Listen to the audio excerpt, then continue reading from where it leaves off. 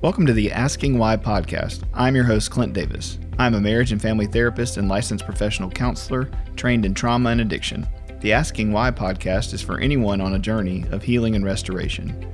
If you are searching for answers to life's questions and want to learn more about root causes from a psychological and theological mix, this show is for you. In this podcast, myself and a co-host from Clint Davis Counseling and Integrative Wellness will interview guests on a wide range of topics in order to get down to the heart of the problems facing our world and understand why things happen and how to change the world and ourselves for the better.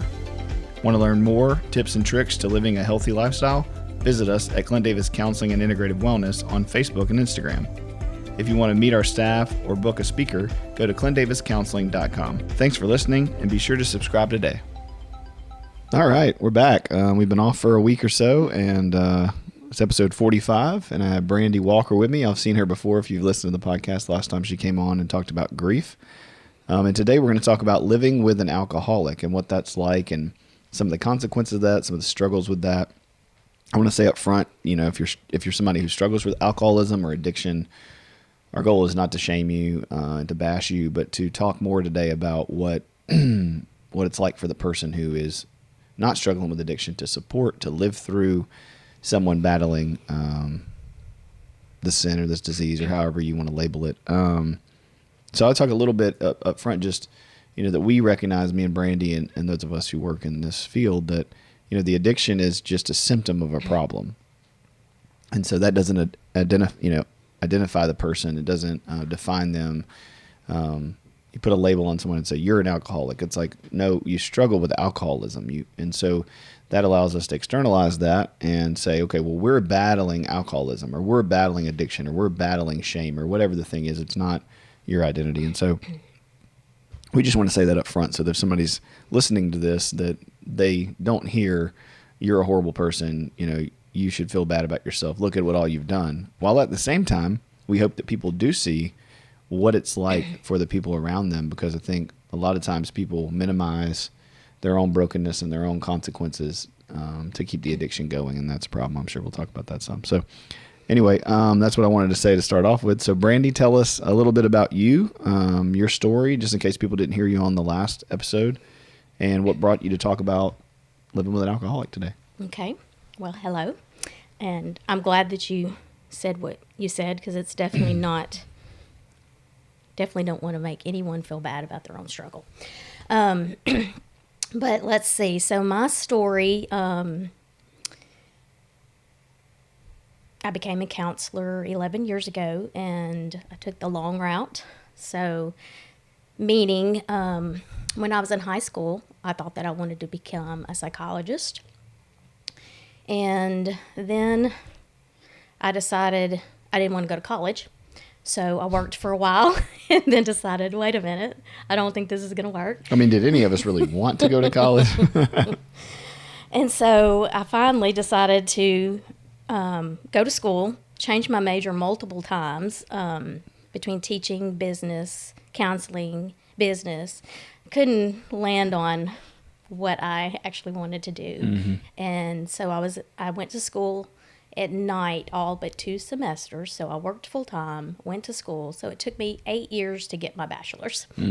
So I finally said, okay, you can't switch. You have to decide. So I went with the original, well, not being a psychologist, but I said, okay, counseling, same field, but I can't go to school too much longer because I'd been in for so long. And so kind of just pursued my master's and then went straight into inpatient psych, and then inpatient psych and addiction, and then the private sector. Right. So, I was straight out of school. I was the only LPC in the hospital, and I was shown around, and the next day they said, go lead group. I had no clue what I was doing. Deer in the headlights. And so I spent a year, like, no curriculum, no materials, no nothing, and straight out of school. And I was like, what did I get myself into? So I spent, when I wasn't doing groups or some kind of individual counseling or case management, I wrote material to actually have to present and teach people. And so that was kind of my beginning. And now I'm here.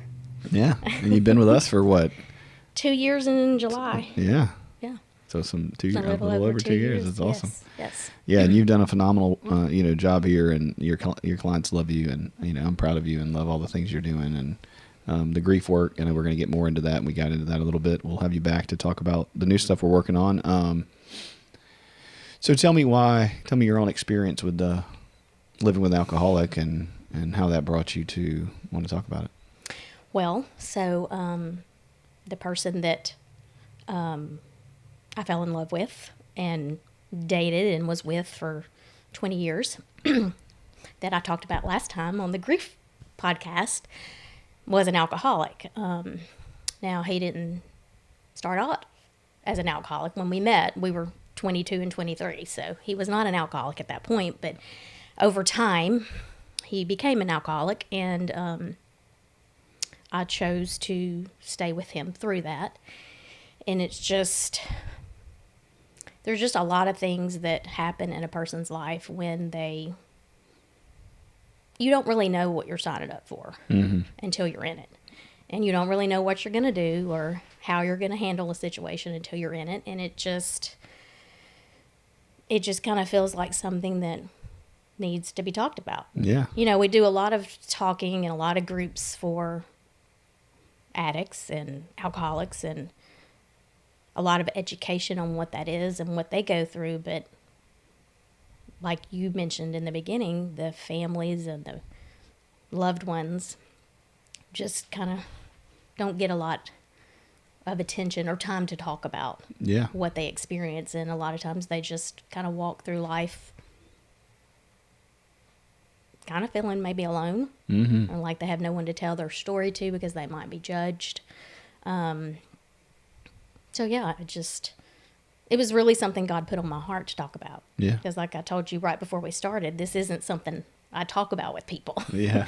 In the beginning stages, years and years ago, I did. But once I decided I'm staying in this, I'm choosing to stay with someone who has this struggle, I can't keep telling people the same problem because this is my choice, if that makes sense. So I just stopped talking about it. Right. It was just between me and him, me and God, and me and my counselor. Yeah.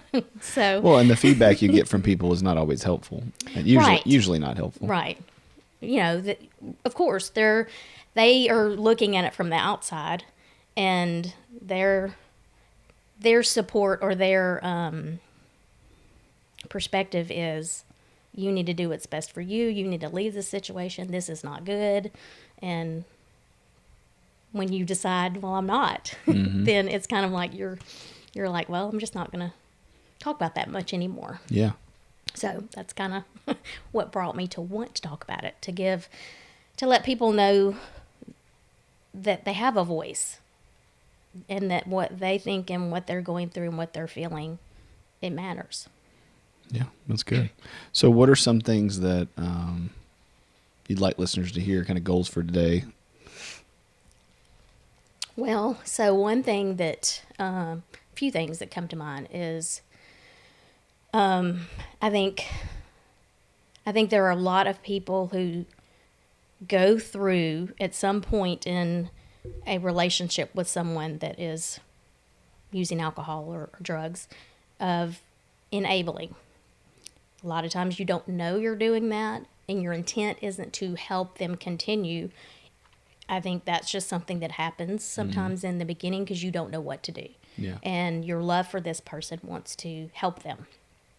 And then also, I want to speak about how their struggle has absolutely nothing to do with you. And I know a lot of times I did.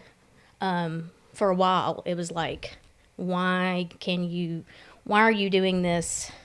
Why is being with me not enough? Why is everything, we have a good life? Why are you, just kind of those things that make you question, what have I done that's making them choose to do this? Or when it just has nothing to do with you.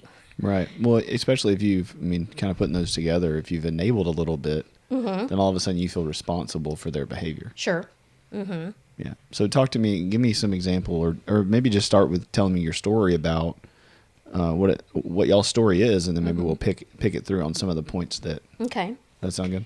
So we met when he was 22, I was 23, and so babies.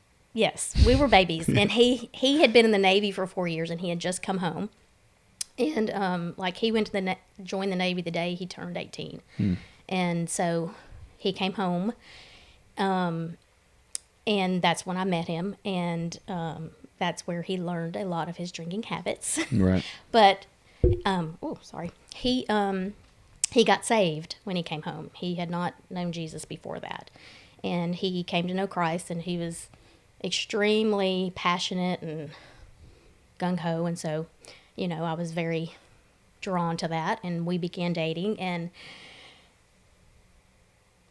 he struggled then with saying no to alcohol, but I guess being newly saved, white knuckled it. Yes. Yeah.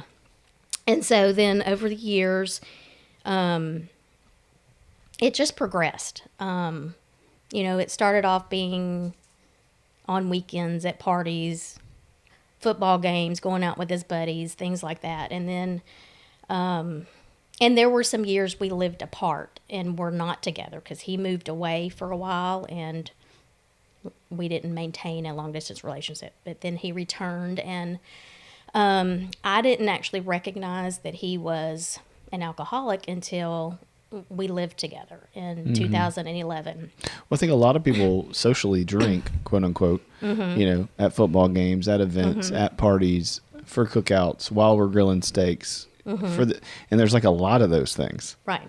So it's like 4 or 5 times a week, you're having 2 or 3 glasses of whiskey or 6 beers each time. But that's such normative behavior in culture that we don't see it as alcoholism. Right. Or alcohol abuse.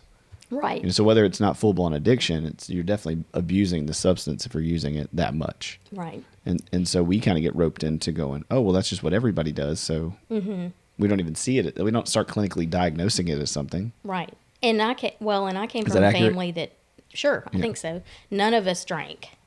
And I probably didn't have my first drink till well into my 20s. I was just not, and don't do it regularly. It's just not something. And so it wasn't that I didn't like how much it was happening, but I didn't view it as a problem. Yeah. Until we decided to move in together, and I began to notice it was every night. If he was off on the weekends, it started at 10 a.m. I mean, there was no time when, well, okay, let me back up. It started off with, it was at least 1 drink a night. And then it progressed over the years to a bottle a night. And then the bottles got bigger and bigger and bigger. And then it progressed to, I'd get up and he'd already be drinking. I was a late sleeper. He was the early riser. I'd get up and he was already drinking. It would be hidden in his car. He'd drink on the way to work and when he got done with work. He didn't drink at work that I am aware of, but there is a possibility that happened towards the end. And after he passed away, I found bottles hidden everywhere. I would pour them out when he'd go to sleep. It got to that point, the point that I would pour them out. I would, which towards the end of his life, he also struggled with depression and was very significantly depressed when he passed away and had not worked in 4 months. And I wouldn't give him money he had no money, and I would not buy it for him. So he would find other people to buy it for him. Right. So, I mean, it became one of these things that was Well, alcohol's a depressant. social, yes, and gradually turned into, there was never a time he wasn't drinking unless he decided to get clean, and then he'd detox at home. He would refuse to go get help, and he would go through that on his own at home with me checking on him because I would go to work, and he would stay home and do that. And over the years, He detoxed and tried to stay clean probably 5 or 6 times and always relapsed. And the relapses were always worse. Mm-hmm. And he would begin drinking more and more when he would go back to it. Why do you think that didn't work? Staying sober, the detoxes. Because he had underlying hurt. He had extreme hurt in his life, a lot of trauma. His father abandoned him. He was, to some degree, his mother abandoned him. He kind of grew up on his own. And he never got over the wound of his father leaving him. And he refused counseling. He believed in it for other people, but not for him. And he wouldn't deal with the root of the issues. Yeah. And do you think the places he went were, attacking the root issues? The places he went, like the detox, like if he went to detox, was that just behavior modification? I mean, that's what it seems like. Like stopping drinking, for example, and getting sober is not the same thing as being in recovery. Right. So did he ever try to get in recovery, or was it just stopping the drinking? He discussed it and reached out to someone 1 or 2 times, but never followed through. Right. And I'm saying that for the people listening, because I think people think, yes, you go detox, you get off the substance, and then that's the point. That doesn't make it better. Yeah. Right. And sometimes can make it worse. Right. And he in particular, he was ashamed of it. Mm-hmm. I mean, I can't tell you the number of hours we discussed it. He didn't want to drink. He didn't want that to be his life. I counseled him as much as I could counsel him. Right. And I talked to him just like I would any other client. I said things that you just, you don't think you're going to say to the person that you love. But, and he received it. He just didn't know how to apply it, and he wouldn't take the steps to apply the things to help him heal. That must have been so hard for you. Very. Yeah. It was, I don't even know where to start with that, but it was God. Mm-hmm. I tried to walk away multiple times, and I just felt I could not. Mm-hmm. That's where God wanted me, whether it made sense to anyone else or not. Yeah. So what are some ways that affected you or affects people? I mean, you talked about the enabling. How did you enable?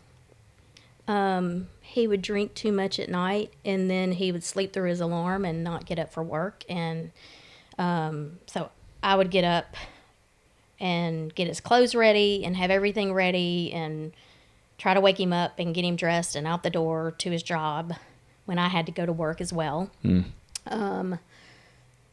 I did that a lot. That's probably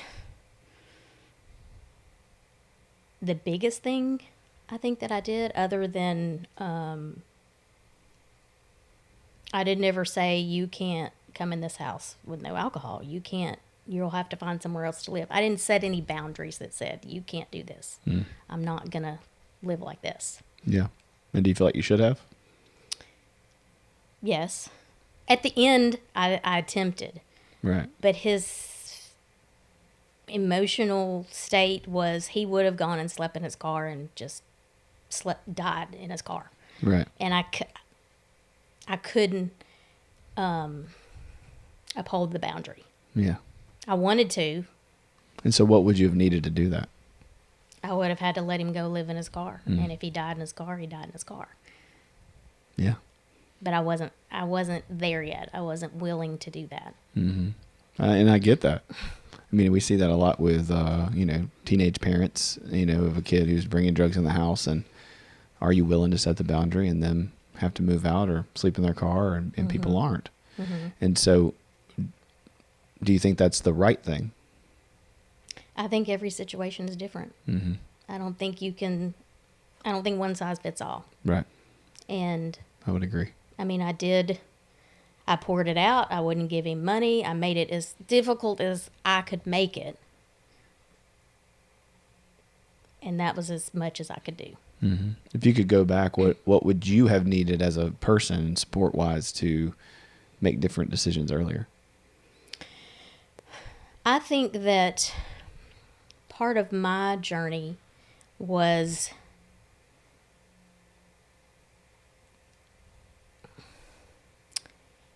so much about support and having, I don't even know how to say what I'm thinking. For me, it was more about, and I think I put on the talking points, the empathic part. Mm-hmm. Because I have some empathic tendencies, but with him, I could feel everything. I could feel what he felt. Mm-hmm. I would know when I got out of the car to come in after work. I could tell what mood he was in before I came in the house. Like, I could read him, and it's like I couldn't. I think Separate because that I out. felt that, I couldn't separate that. Yeah.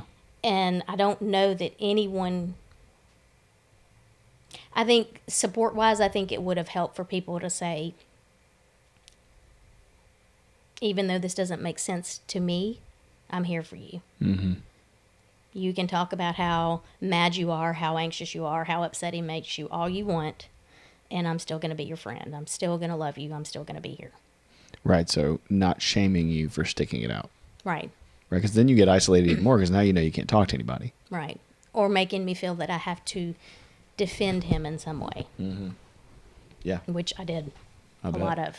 Yeah. So tell me about that as somebody with some, you're married to somebody or engaged with somebody in a relationship with somebody who's everybody can see is doing something unhealthy. Mm-hmm. And I would try to point out that's not all he is, because that wasn't all he was. He has many good qualities. He does this, he does that. I would try to point out all the good things and try to, I guess, make it seem not as bad as it was. Yeah. I mean, I never said he doesn't have a problem. I never said you're wrong. I would always say, yes, he does do that. Yes, I don't like that. But that's not all he is. Right. And that's really the truth. And that's for anyone. Alcohol and drugs, and that's not all a person is. Right. Well, we started that off saying that's not your identity, right? Right. And so I think that's what we're talking about is the nuance of being in a relationship with somebody and you knew his story. You knew how he got there to the Right. alcoholism. And so it's much Right. easier for you to have empathy and stick it out than it is for people who aren't willing to hear the story. Right. Right. It's much easier for people to look at something and want to keep it black and white. Sure. Keep it simple. Like, oh, well, he's doing these behaviors. It's causing you pain. It's causing him harm. Just stop it or get out of it. Mm-hmm. Right. And that's the easy way to look at it, but it's not the truth. Mm-hmm. And if you don't get to know someone and walk alongside them, then of course it's easy to not have empathy for them. Mm-hmm. Because you're critical. You would never do that. Right. Or you're like, how could he? How could he keep doing this? Well, maybe you should try figuring that out. Because there's probably an answer. Right. Mm-hmm. Are you really asking how to learn? Or are you asking how, like, from an ego perspective of, that's ridiculous and I'm above it. Mm-hmm. And I find that a lot of people mean well who deal with people who struggle with an addiction or trauma responses, and they just want them to stop. And they see you getting hurt or somebody getting hurt, and it's as simple as just cut them off and leave. Right. But it's not that easy. Right. Especially when you love them and you see why they got there. You see that they're actually a victim Right. of their childhood, of their circumstances, of their history. Mm-hmm. And all those things started really early on. Mm-hmm. There was pain, there was suffering that started, and alcohol happened to be the catalyst to covering all that stuff up. Mm-hmm. And so it's much easier to look on and then shame the person who's staying. Right. And I've seen in my own experience in this story, and I've seen it with other stories, there are family members that do say, I'm never going to speak to you again. I'm never going to talk to you again. They walk away because, and I understand that. I understand some people, they reach their limit and they can't do it anymore. But I also saw that doesn't make someone want to stop. Mm-hmm. I have not experienced a person in the years I worked in the inpatient addiction ward, and in my own story, that made someone stay sober. Yeah. Yeah, I think the answer to so many things, but addiction especially, is connection. Mm-hmm. And so when you isolate or cut off, it just fuels the need for the false connection that alcohol, or the escape from the fear of being vulnerable or getting known or whatever. Mm-hmm. And so it just makes the situation worse. What would you say? So how do you not cut off? If the person's still being damaging or still drinking or still doing whatever, how do you stay in relationship with somebody like that? I think you have to limit exposure. I don't think cutting off is the answer, but limiting. You have to know that, not expect more than what they can give, which is hard. I mean, that's the whole route of accepting this is where they're at, and I have to stop wanting them to be something they're not. And then, if it's too much, then you talk to them once a month, once every 2 months. You see them you just limit the exposure to that situation. Right. So it's not saying you have to be their best friend and spend all day with them every day and spend time with them. But the boundary still is, if you keep drinking, if you keep acting this way, then our ability to connect is going to get further and further. Right. So not jumping from fully connected, fully enabling, fully in the mix of it to nothing. Yes. Right. So walking that out a bit. I think. It's harder. Sure. It is harder. People don't want to do the hard thing, Brandy. No, well, it is hard because you're watching this person destroy themselves, and you want so much more for them. It is hard. But at some point, you have to understand you're not in control of their life.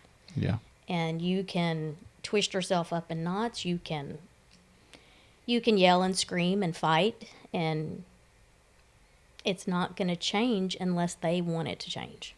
Yeah. And I should rephrase that. It's not even unless they want it to change. It's unless they're willing to take the steps and do the hard work. Mm-hmm. So what kind of anxiety and depression does that feed off onto the family and friends? Because I can imagine looking for bottles, trying to figure out when the next disaster is going to happen, when they're going to get fired, when they're going to get in a wreck, when they're going to get caught. Has to, bring up a lot of hypervigilance. And I don't think I had any idea how anxious the state of anxiety I had been in until he passed away. Mm-hmm. And it all was just gone. And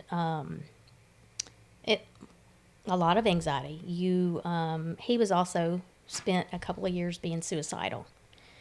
And so I never knew what was going to happen when.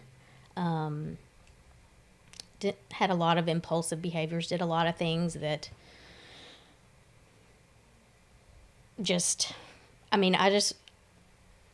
towards the end, it was just learning that control piece. I could not control what he did. His behaviors didn't actually have anything to do with how he felt about me or our relationship. And I had to just let a lot of things go. Mm-hmm. So you couldn't love him enough to change his behavior, right? Right. Absolutely. Yeah. And his behavior didn't mean he loved me any less. I mean, he loved me as much as he could love me. But that, again, had nothing to do with the internal wounds. Yeah, he didn't love himself very much. No, he didn't. He didn't think he deserved anything. So do we think somebody who doesn't love themselves very much can love other people very well? I don't think they can love them in the same way. Right. I think they can love them to the best that they know how. Yeah. And sometimes that's not the same. Mm-hmm. But it's what they know how to do. Yeah, I think that goes back to you making the choice to stay or leave, and not riding in the middle. Right. And it's hard to make that choice and stick with it, or to give an ultimatum, or, And so for people listening, I think everybody's on a different journey with this. It might be their son, it might be their husband, it might be their mom or dad, and so this is one version of it. Yes. But things that I think people are dealing with, and so I would say what would help is community. Mm-hmm. Healthy community. Right. Supportive community. Mm-hmm. Not a community that tells you what you have to do, but a community, like you said, that says, I'm going to walk beside you as you go through this because I'm not in your position. Right. It's not my husband. And people can say all day what they would do in the situation, but they don't know. Mm-hmm. There's a Navy SEAL quote that says, when the crap hits the fan, most people don't even know where the fan is. Right. And it doesn't say crap, but yeah. But that's true. A lot of people love to play, armchair quarterback from, Mm-hmm. 50 yards away and say, oh, you should have done this. You thought it, Mm-hmm. And it's like, until you're in it, you don't know what you do. And to speak to that, I will say one reason that a lot of people didn't understand it was that I'm a very hardcore boundary person. Nobody steps the wrong way, does the wrong thing. I don't allow it. And I allowed it all with him. And I can't, we won't get into all of that, but that all happened for different reasons. That's meeting young, not knowing what you're doing and not being healthy and yeah. But you really, truly do not know how you're going to handle a situation until it happens to you. Mm-hmm. I mean, I've learned that with many different situations.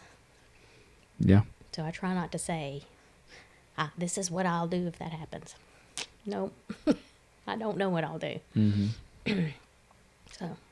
So what are some other things that maybe you want to talk about that, you experienced with him that you learned from? You talked about them having, suicidal ideation or... Mm-hmm. He was extremely depressed off and on, and of course the drinking fed that. And for a couple of years, he contemplated, like, what is the point? What's my life isn't worth anything. This whole world isn't worth anything. Like, why are we here? What's the purpose? And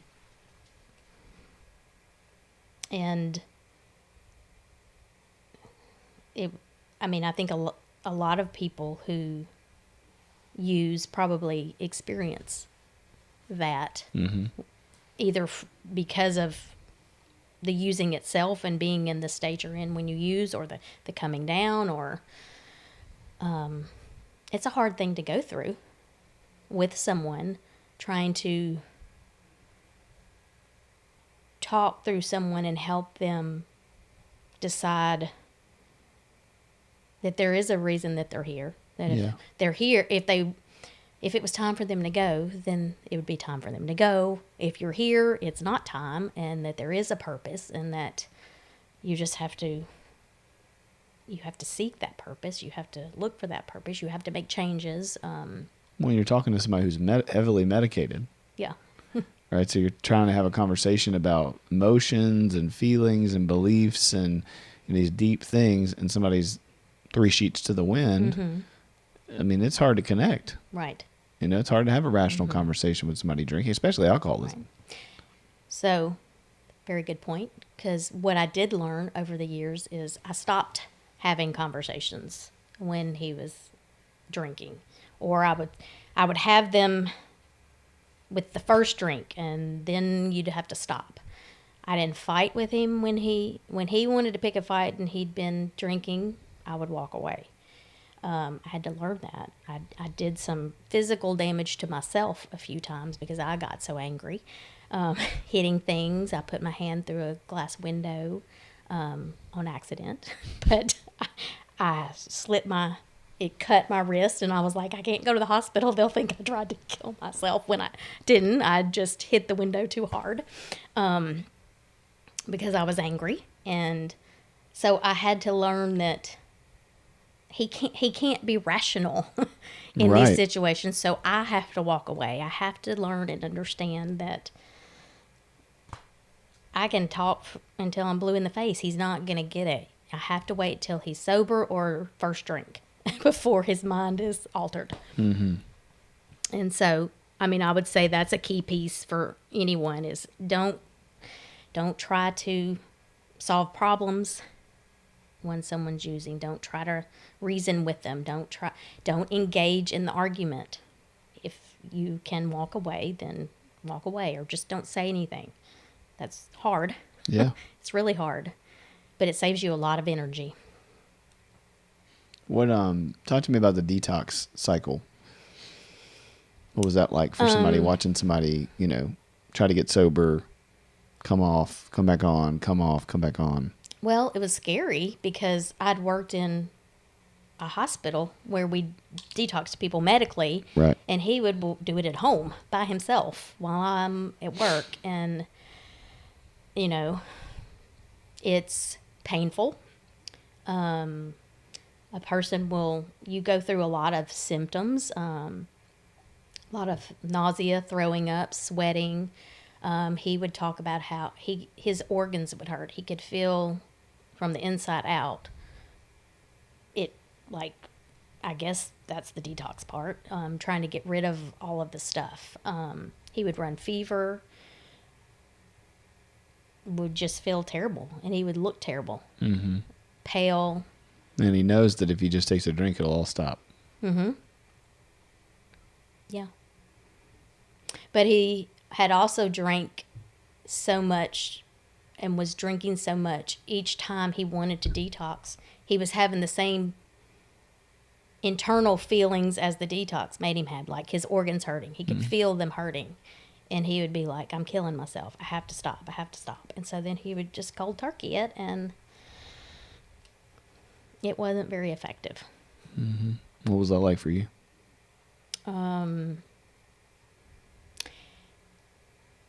Hopeful and disappointing. I would have hope. Okay, we're gonna stay the course this time. We're gonna stay the course. He's gonna get through this. And each time, how sick he was during the detox process, I'd say he's never gonna want to feel this again. So this is gonna do it. Now I just got to get him to counseling or in AA or to celebrate something. And he never would take that piece. He also believed that, and I'm not saying at all that this isn't possible. He didn't understand why his faith in Jesus wasn't enough to cure him. So we had that battle over and over and over. And what would you say about that? I would say it's not enough. I think there are tools that God gave people to help you through this. And it's not your faith. You struggling with doesn't diminish your faith. You have to do what you have to do, have the support you need. I often told him you can't do it on your own. It's not a one person. Well, right, because that's battle. not actually being obedient to faith. Mm-hmm. Faith is not just a me and God thing. Mm-hmm. Like, I believe in Jesus, and so therefore all this is going to go away. Right. There's a lot of chemistry that happens that's not character. Mm-hmm. Right. And you can pray and you can ask God to take it, and that can happen. Absolutely. It can. But it's the smaller percentage of chance that that's going to be the thing, right?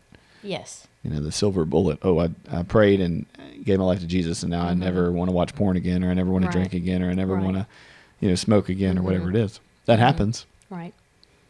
But for the larger group of us, there is a brokenness in our bodies and in our brains and in our neural pathways and in our dopamine and serotonin levels, and that has to change over time, and won't fully change until Jesus returns and restores us to what we were intended to be. Right. And so, I'm with you. I think you can have faith in Jesus, and He can redeem and restore all things, certainly. But that might look different. The timeline looks different for everybody. Right. And that would go from well, every single person has a different history, a different code, a different resiliency, a different body type, a different, epigenetic DNA, RNA code. And so like, depending on all of that depends on what it's going to look like. Right. And it's messy. It is. But yeah, I think people have a really hard time with that as Christians. I mean, I know I do. It's like, well, hold on. I'm praying. I'm believing in this. I do know God is good. I want him to be my all in all. You know, you sing worship songs and say, I give you everything. And then you're like, but then I want this back. Right. I want my anger back. I want my control back. I want my my usages back, whatever the thing is, my coping back. And then you go, oh, well, you yelled today, so you don't believe in Jesus? Or it's like, that's not the guarantee. It's not perfection that faith gives you. Yeah. That makes sense? Absolutely. Yeah. But I think it's hard for people when they see such an overt sin. They go, I'm still drinking, you know, I'm still going and get plastered. I know this is bad, but I believe in Jesus. Right. I mean, I'm not saying it's not a faith issue, but at the same time, No, even if you believe and pray and do it all, it doesn't mean you're not going to have sin in your life. Right. And it doesn't mean that, I mean, Jesus is going to be there with you through it when you, well, either way, whether you make the choice to take the steps to recover or not. But the steps of recovery, he's what gives you the strength to do it. Right. And so it's not that he's not healing you. He's just not instantly healing you. But it's still healing. And I think in my situation, he was looking for the instant. Yeah. And yeah, that isn't the road that God wanted. God wanted the healing. And he couldn't choose it. Right. So, he would be so close, and he would get it. He would seem to get it. And then next day, it's like, never had the conversations. Yeah. So. Yeah, I think those are the hard mysteries that we can't define and truly make sense of. You know, that we want as humans to be like, well, hold on, how does this faith thing work? Yeah. You know, let's define it so I can make sure I never end up in that situation or that scenario or, you know, whatever. Because as you're saying it, you know, my brain goes, well, hold on, like there is a spectrum, right? Because we do bear fruit. And so what are some fruits in his life that you, outside of just the alcohol, that you saw that let you know that he was, really wanting to stop but couldn't, or that he really did love, did have faith in Jesus? He read his Bible all the time, prayed all the time. We prayed together. Was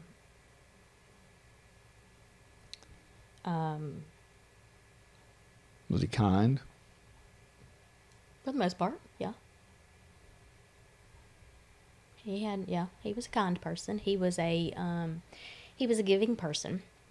There were many times where we both were financially struggling, and he would give away his money. You know, if somebody needed $20, $100, they couldn't, pay a bill, or they needed food, he would take it out of his pocket and give it to him when that was supposed to be to pay something. Yeah. Because I didn't have enough money. Right. It would be like, okay. He loved to cook for people. If you didn't have food, he would cook you meals and bring them to you. We would invite people into our home for him to cook for them when they were down and out. He liked to help people. Those were kind of the only ways he really knew how, was to either give them money or cook for them.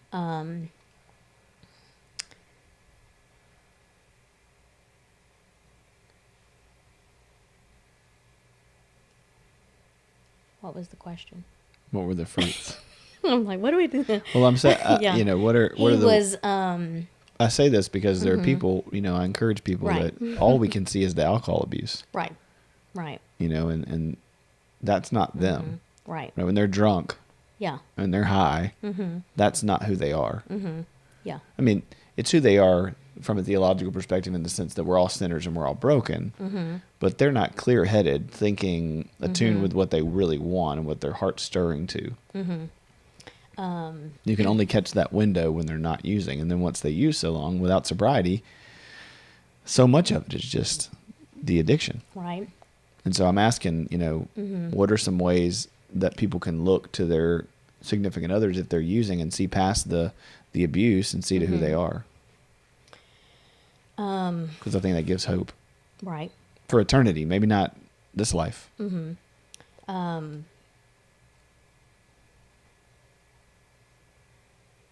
way they talk to people.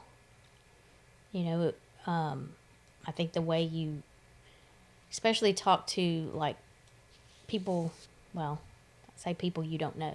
Like, if you can be kind and polite, I think that shows, some people are just not nice people.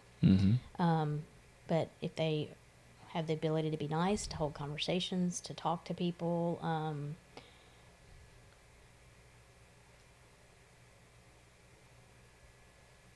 look at their behaviors when they're not drinking. Do they help around the house? Do they do chores? Do they take care of their responsibilities? Do they pay their bills? Do they, if it's a family, do they show up for kids' events? Do they, all of those things are important things. I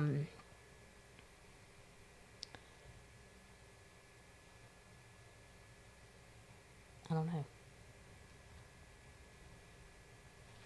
Yeah, it's a lot. It's a lot to think about. It's a lot to process, and for people to, it's extremely nuanced. Yeah, in thinking about my situation specifically, it's difficult to pinpoint those things because, and this is going to make it sound bad, he put on a front for everyone. So when he wasn't drinking, he still was tough guy, funny, passionate, very loud. You always knew when he was in a room. But he only showed that tender, giving side, the sweet parts of him, only a handful of people got to see.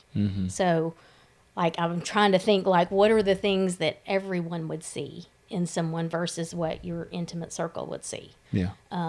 Because when it was just he and I, it was long, deep conversations. He would clean the house. He would do all the stuff while I was at work because he was at home not working, or when he was off, he would help when, he took care of his bills. He did all the things that he needed to do to look like he was functioning. Even though emotionally he wasn't really functioning well. Right. So what are some ways that you can, for people listening to this that have somebody that they're living with that are struggling with alcohol, what are the ways that the advice you would give them to maybe either do better what you did now that you know, or ways that they can just survive this season?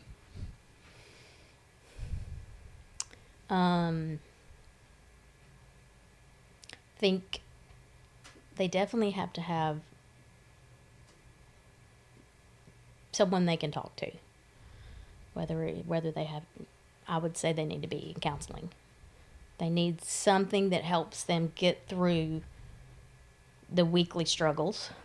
I mean, it's daily struggles, but you typically don't go to counseling every day. So someone you can talk to let it out. I would say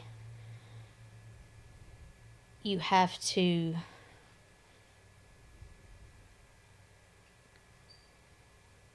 pray, and you have to look inwardly within yourself and begin to understand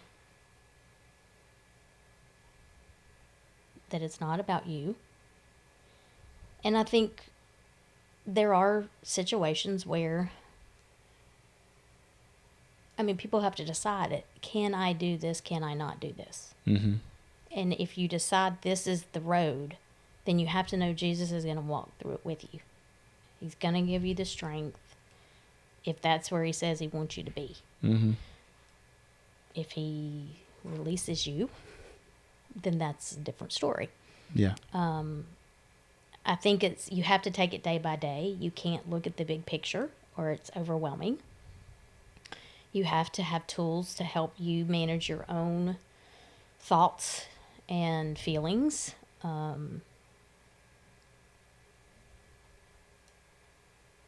You have to do things to take care of you because no one else is going to in that situation. Mm-hmm. So you have to do, and that looks different for everyone, but you have to figure out what helps you feel comforted, what brings you some peace in the midst of it. Yeah. I don't know if did that answer the question? No, it answered the questions. Yeah. Yeah, I think you're just saying people. There's a lot of work that goes into it that you have to stay on top of. And the thing about some of those answers is I can't give you a specific of how to get to those things. It's work. Yeah. It's a journey you have to go on. I mean, I did a lot of stuff. Not only was I in counseling for years, but I read books and I did Bible studies that were all geared around that type of, well, not just that type of, about caring for me, about figuring out how to look at things from God's perspective. I did a lot of praying. I did a lot of journaling. I did a lot of things that kept me afloat. Yeah. Had I not had those things, I have no idea what that road would have looked like. Yes, I tend to think, people definitely need support from other people outside of, themselves. And we tend to just isolate and not want to tell anybody because of a lot of the things you talked about today, because we don't talk about it enough. So I really appreciate you being vulnerable in it. I know it's hard to talk about. I know that, like you said, it's nuanced and it's your story. And, we could talk for 4 hours and 10 hours on, the details of all of it.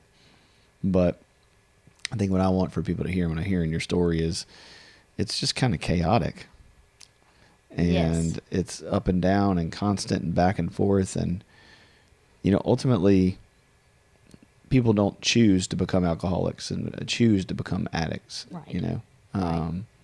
And so if we're in their life, we can love them. And sometimes that has to be from a distance. We can be connected to people from a distance with boundaries. Mm-hmm. They may have to sleep in their car.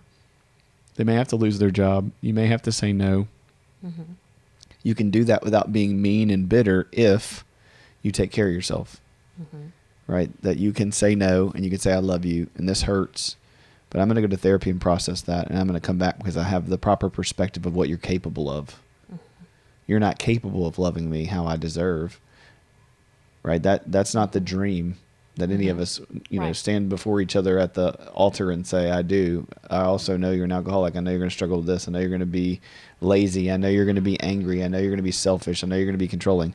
None of us sign up at, when we say I do to those things. I mean, sometimes we do, but for the most part, we don't know what that's going to look like until it plays out. Right. And it's for better or worse, sickness and health. And so I think a lot of times because of the lack of support, the lack of awareness, the lack of, knowledge and perspective, things end really quickly, which only make it worse for both people. We bring those into the next relationship, and now we have really rigid boundaries for somebody, or really, triggering situations for the next relationship. Any alcohol's off the table. Anything is a warning sign when that may or may not be the case. Mm-hmm. And so, I think getting into therapy, having, I don't know if you did Al-Anon or experienced any of that, but what's your thoughts on? I did. It was Al-Anon.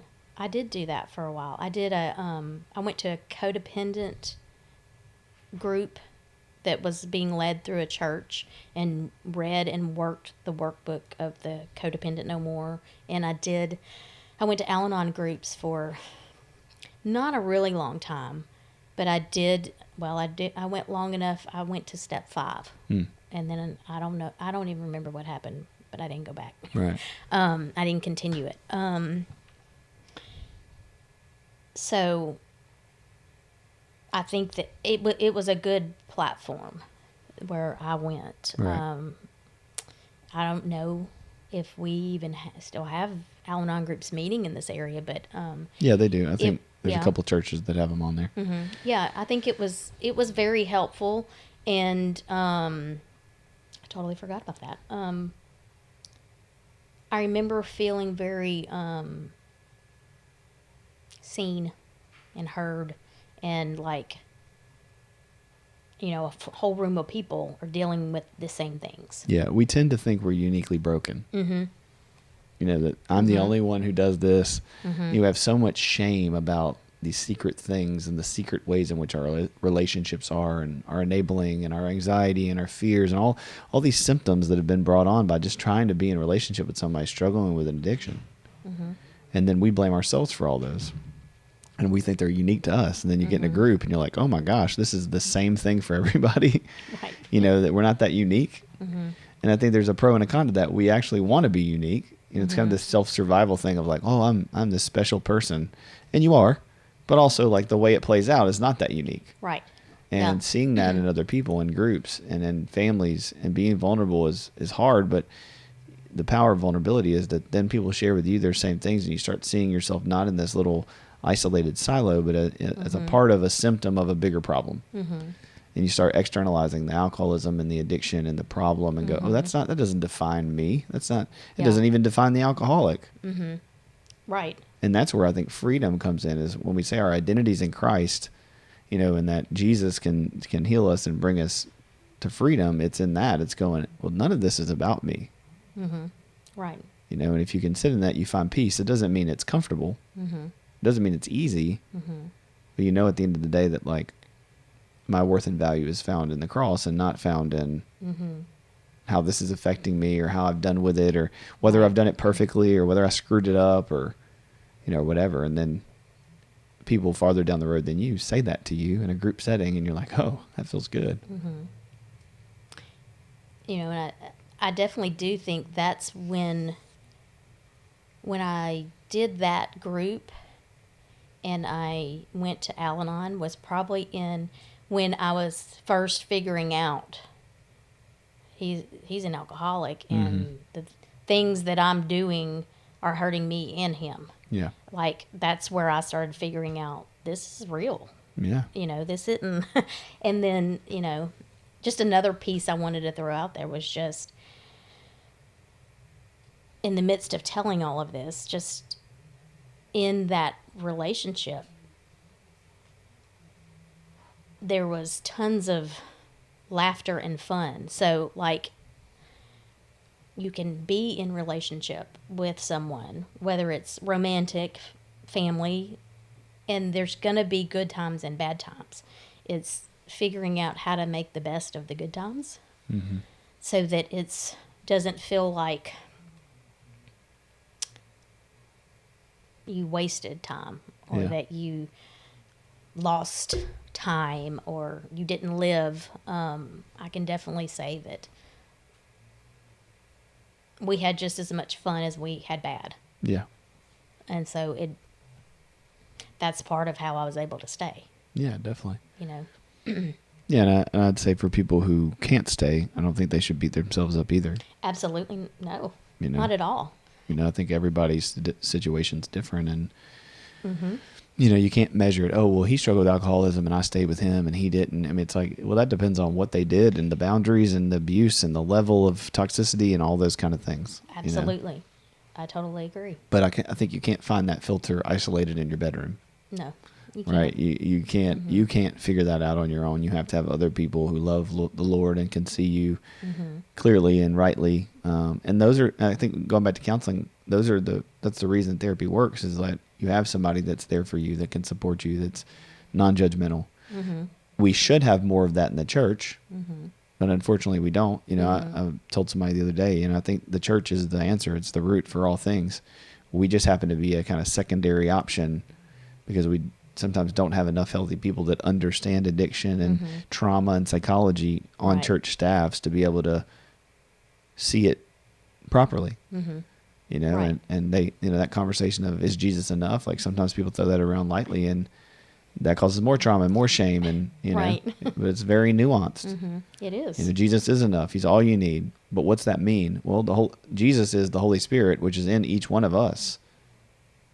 And so, like, when we're connected with other people and they're a Christian and they believe what we believe and they're loving on us with the power of the Holy Spirit, then you are getting Jesus. He's not this floating around. You just grab him out of the air and then he's going to help you get over alcoholism. It's a person, it's a relationship, and we're made in the image of God to be, Jesus says we've been given the ministry of reconciliation. And so we have to be, open and honest and authentic and in community to be able to do that together, to see that healing happen. It's not going to happen isolated in your room praying. It Right. can. Right. No, I agree. But it's less likely.